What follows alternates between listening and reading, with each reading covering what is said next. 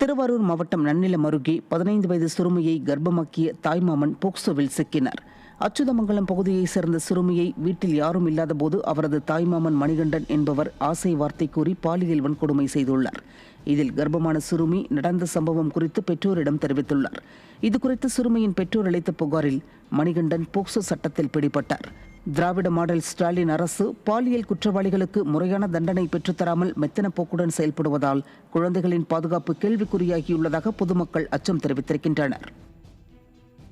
Trichy Gandhi market அருகே மரக்கடை பகுதியில் 5 வயது சிறுமிக்கு பெரியப்பா மகனான அண்ணனே பாலியல் தொல்லை கொடுத்த சம்பவம் அதிர்ச்சியை ஏற்படுத்தியுள்ளது. வள்ளுவர் நகரை சேர்ந்த சிறுமிக்கு திடீரென வயிற்று வலி ஏற்பட்டதால் அவரது பெற்றோர் மருத்துவமனைக்கு அழைத்துச் சென்றனர். அப்போது சிறுமி பாலியல் தொல்லைக்கு ஆளாக்கப்பட்டிருந்தது தெரிய வந்தது.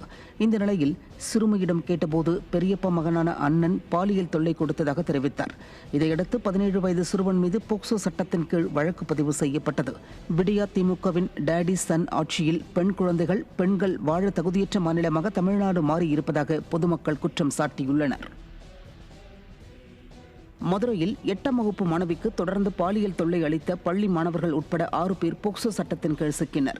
மதுரை மாநகர் பகுதியைச் சேர்ந்த 8ஆம் வகுப்பு மாணவி கடைக்கு சென்று வீடு திரும்பாததால் மாணவியை அவரது பெற்றோர் தேடிச் சென்றனர். அப்போது எதிரில் அழுதபடி வந்த மாணவி அதே பகுதியைச் சேர்ந்த சிலர் தனக்கு பாலியல் தொல்லை அளித்ததாக கூறியுள்ளார். இதையடுத்து சிறுமியின் பெற்றோர் அளித்த புகாரின் பேரில் மாணவிக்கு பாலியல் தொல்லை அளித்த மெக்கானிக், 3 மாணவர்கள் மற்றும் 17 வயது சிறுவர்கள் ஆகிய 6 பேர் சிக்கினர். திறனற்ற திமுக ஆட்சியில் பெண் குழந்தைகளுக்கு எதிரான பாலியல் குற்றங்களில் சிறுவர்களே ஈடுபடுவது அதிகரித்துள்ளதாகவும் இதுகுறித்து திமுக அரசு எந்த நடவடிக்கையும் எடுப்பதில்லை என்றும் பொதுமக்கள் குற்றம் சாட்டியுள்ளனர். புதுச்சேரியில் பெண்களுக்கு ஆபாச வீடியோக்களை அனுப்பிய மதபோதகர் சிக்கினார். திருக்கானூரைச் சேர்ந்த பெண் ஒருவருக்கு கடந்த சில நாட்களாக அறிமுகம் இல்லாத எண்ணில் இருந்த ஆபாச வீடியோ மற்றும் குறுஞ்செய்தி வந்துள்ளது. இதுகுறித்து அப்பெண் அளித்த புகாரின் பேரில் பெண்ணிற்கு ஆபாச வீடியோ அனுப்பிய முத்தியால்பேட்டை பகுதியைச் சேர்ந்த மதபோதகர் வேலு என்ற இமானுவேல் என்பவர் சிக்கினார். இமானுவேலிடம் மேற்கொண்ட விசாரணையில் இவர் மேலும் சில பெண்களுக்கு ஆபாச வீடியோக்கள் அனுப்பியது தெரியவந்தது.